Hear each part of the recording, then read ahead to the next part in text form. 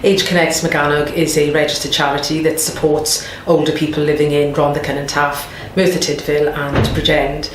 We've existed for 40 years, this is our 40th anniversary, and during that time we've supported hundreds of thousands of older people to deal with their poverty, to deal with social care and housing issues, and also to deal with abuse. One of the services that we offer is an independent advocacy service, and that's really important for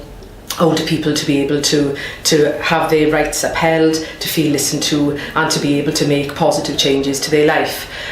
Some of the other services we provide, information and advice, where people just contact us with general inquiries. We also provide a welfare benefits casework service, including tribunal representation, and we have hospital discharge support services to help people discharge safely from hospital back to home, and also services in the community that support people with dementia and their carers.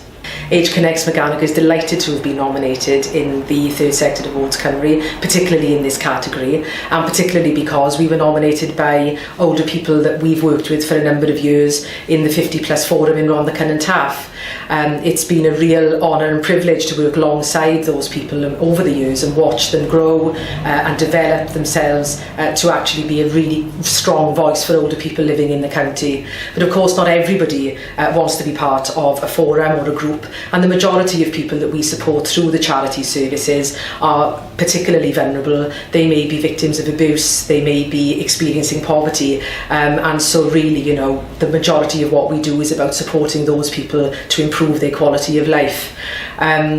You know, for us to be able to win this award would not only highlight the work that we do as a charity, but it would also, I think, put older people at the forefront. It would allow us to demonstrate that they are huge contributors to society, and that, you know, they still do have something to offer, no matter how old they are.